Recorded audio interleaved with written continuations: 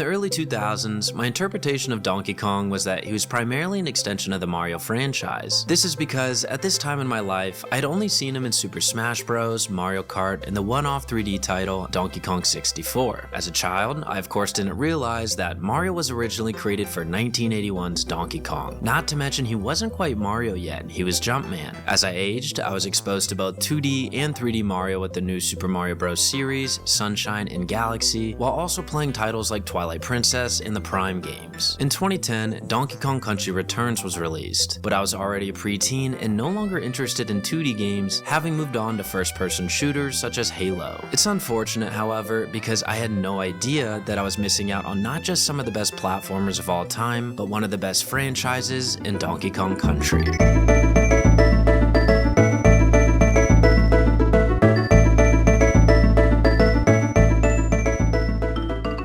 Luckily, within the last few years, I've had a chance to play 4 of the 5 games within the series, and with the remaster release of Donkey Kong Country Returns, I've finally completed the franchise in its entirety. Despite each game being a fantastic time in my opinion, considering this is a ranking video, there does have to be one that I enjoyed the least.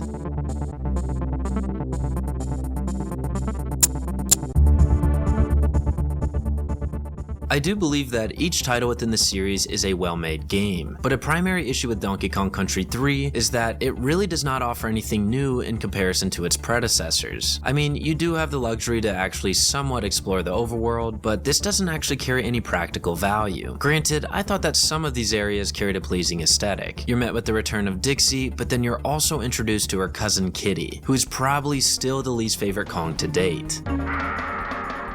And although this title probably has the most refined gameplay of the original 3, it really doesn't add much. Not to say that every sequel needs to be completely experimental, but when it has shortcomings elsewhere and doesn't offer more depth, I do see this as a negative. This was also a huge critique for the new Super Mario Bros. Series before the transition to Wonder. I mentioned this in a previous video of mine, but I think what hurts Donkey Kong Country 3 is its unexciting prologue. The levels in the first 2 areas are some of my least favorite in the game, consisting of the boardwalk and mill stages.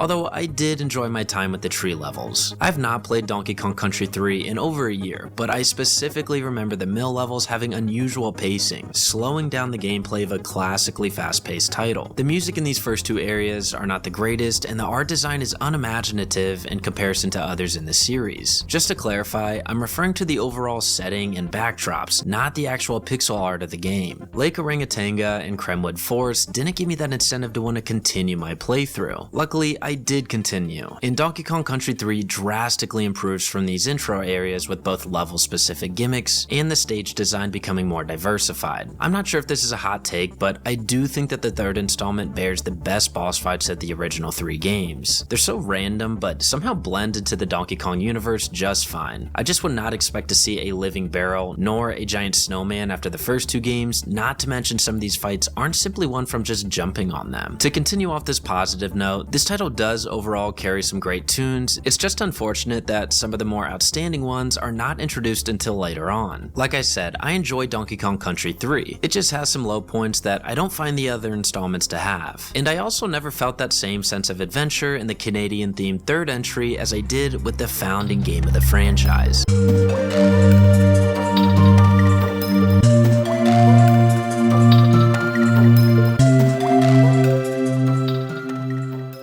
Donkey Kong Country might not have the cleanest gameplay nor the most sophisticated level or art design, but it worked. It's simple and knows exactly what it's trying to be. As I just said, this game plays like an adventure as you traverse your way through the landscapes of Donkey Kong Island. The areas of the original game are what you might expect judging from the overworld layout, which in my opinion really helps with the immersion, which is furthered by the ambient sounds from the opening level of the game.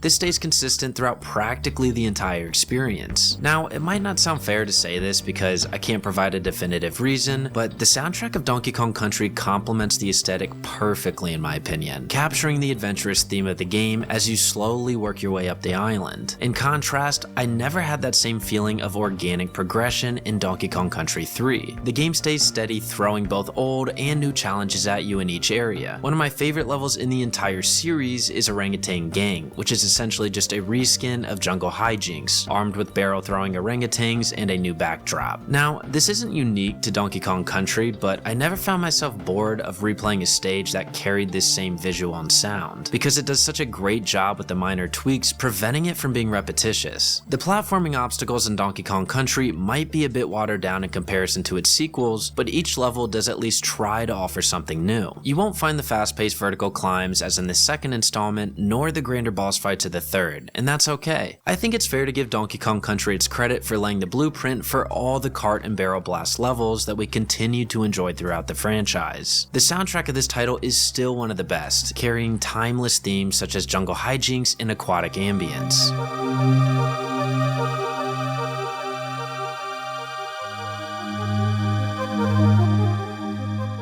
Although I don't really think it's fair to critique the first game of this series for not offering as much replay value as its sequels, what really holds the 1994 installment back, well, is the replay value. Despite Donkey Kong Country having a mistakenly programmed 101% completion rate for those who actually want to find each of the bonus rooms, achieving this doesn't actually provide anything for you outside of pride, which is fine. Point being, if you aren't a completionist like myself, then this doesn't add value to the experience. In comparison, all of its sequels have the hidden worlds, which actually gives you the incentive to discover collectibles during your initial playthrough. I do think this is the biggest drawback of the first game of the series. However, the updated version of this game also adds plenty more.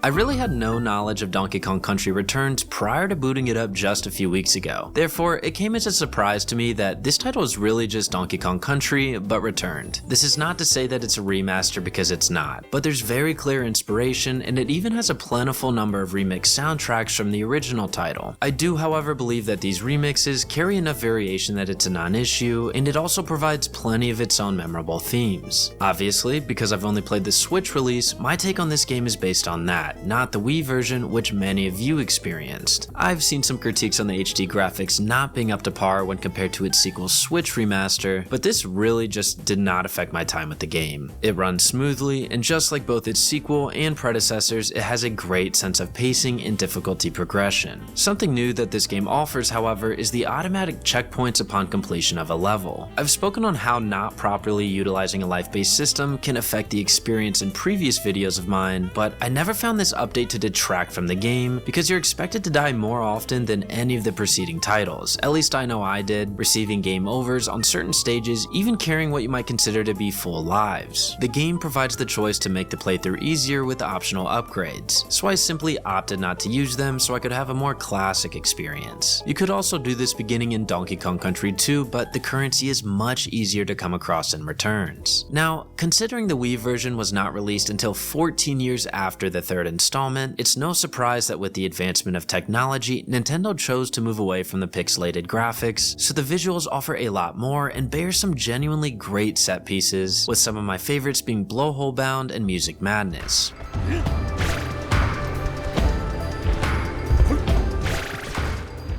Although this title is a homage to the original game, having that same sense of adventure, remix soundtracks, and even similar areas like the jungle and forest, it still contributes plenty of new ideas. The most notable being the rocket barrel levels, which I think are here to stay. I'm actually really bad at these levels, and definitely died more with these ones than any others in the game. Regardless, a second new addition includes Diddy utilizing his jetpack, which is a departure from the tag-based system from the previous entries. So rather than playing as a favorite character, you're officially stuck with Donkey Kong, which is fitting. I've always found it odd that 2 of the 3 90s games don't even have Donkey Kong as a playable character, so I think this is a suitable change that also increases the challenge. Playing through stages and Returns without Diddy is noticeably more difficult, especially in the K areas, and this semi-new structure that Returns created was also carried on with its sequel.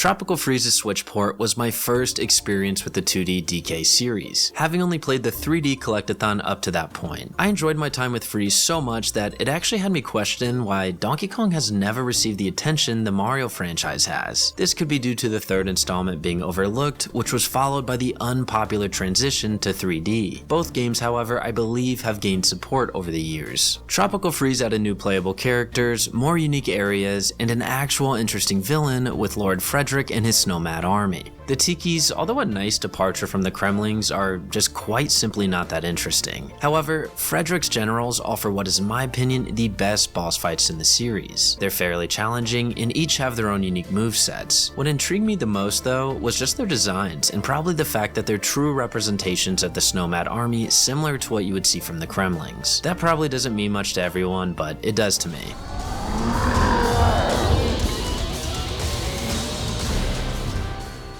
Having Dixie and Cranky provides more variety within each level, and I appreciated having the freedom to select whichever Kong I wanted because I did not like using Cranky. Similar to how I mentioned DKC3 added a few new variables but was lacking elsewhere, Tropical Freeze not only included new characters and villains, but enhanced everything that we saw in Returns. The soundtrack is fantastic and holds many unique themes that complement the series perfectly. Gameplay is more fluid than its predecessor, and many of the newly introduced isles are environments we've not seen before in a DKC game. I'm specifically referring to the Bright Savannah and Juicy Jungle, which are also my two favorite locations in the game. This is a true sequel to the re-envisioned Donkey Kong Country Returns. However, it does have a very similar feel, in contrast to what I would call not only the best game in the series, but in my opinion, the best platformer of all time.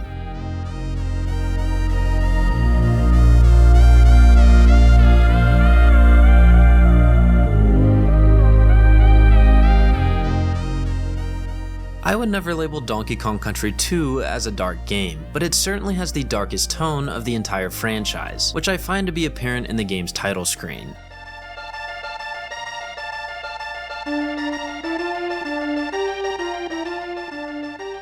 It's like a mix of mystery and adventure as to where the other entries selectively hit the adventure beat. I'm not suggesting this as a negative, but it does separate Donkey Kong Country 2, at least thematically, from the other games. I'd say this is suiting considering it's the only title in the series set in the villain's territory, which in this case happened to be K-Rool's Crocodile Isle. Because of this new setting, we're introduced to areas you would never imagine to be in a Donkey Kong game. I enjoyed every single area in Donkey Kong Country 2. Of course, I like some more than others, but this game doesn't have a low point in my opinion. It plays better than the original and carries more unique environments than its sequel, having both my favorite area in the series with Gloomy Gulch and also my most liked stages with the Brambles. Dixie was a great addition with some actual pros and cons. Sometimes it would feel like a cheat code having the ability to glide across a level not really even knowing what's ahead of you. In contrast, however, she plays significantly slower than Diddy, climbs at a leisured pace, and is weaker when it comes to throwing objects. It's a great balance to the stronger and faster Diddy Kong, and it's the only game of the original three where I found myself consistently switching between characters. This was also in large part because I found it to be the most difficult game of the series, but with exceptional pacing having a gradual, almost subconscious learning curve. Now, it can be hard to compare a modern title to something that was released in the 90s, because there's no denying that both Returns and Tropical Freeze made improvements visually and with the bosses, while also adding more fast-paced sequences, which I think you could almost call cinematic. Not to say they're cinematic games, I'm specifically referring to some of the chase scenes like in Stormy Shore. When you factor in these variables, it can be hard to argue that the second entry is the best game in the entire series when it's missing so much in comparison. Keep in mind, I did not grow up with the original games, so I don't have some nostalgia bias for them. Donkey Kong Country 2 just brings everything together wonderfully between its fantastic level design and unique environments, while being complemented by not just the best soundtrack in the series, but one of the greatest of all time, which I don't even find to be a hot take. The first time I heard Forest Interlude was on a YouTube video, and I actually thought it was a remix because it didn't sound like what I imagined a Donkey Kong game to be. Despite Sticker Brush Symphony being the most popular, you can almost pick any theme from the game and it would be a standout in any other entry. I haven't even touched on any of the buddies because those are typically my least favorite levels, but to my surprise, I love playing as Squawks in the Bramble stages. So when you put all of this together and you add in the fact that Donkey Kong Country 2 is thematically varied from its counterparts, I think it's clearly the best of the series, while also feeling like its own experience that we haven't seen a true sequel for. Considering that a new DKC game hasn't been released in over a decade, I'm optimistic that we'll see an announcement soon. Nintendo seems to be putting more effort into the iconic character with the release of Donkey Kong Country as its own exhibit in Nintendo World, and he also played a large role in the recent Super Mario Bros. Movie. Obviously, we were just given the opportunity to play Donkey Kong Country Returns on the Switch, with the console getting its own sequel by the end of the year. Factor in that 2D games are becoming more prominent in the mainstream, with both Mario Wonder and Metroid Dread having great sales, and with Silksong being one of the most highly anticipated upcoming releases, even against AAA titles. So yes, I'm optimistic, but we'll see. Regardless, let me know your favorite DKC game in the comments below and what you hope to see from a new Donkey Kong game. So, until next time.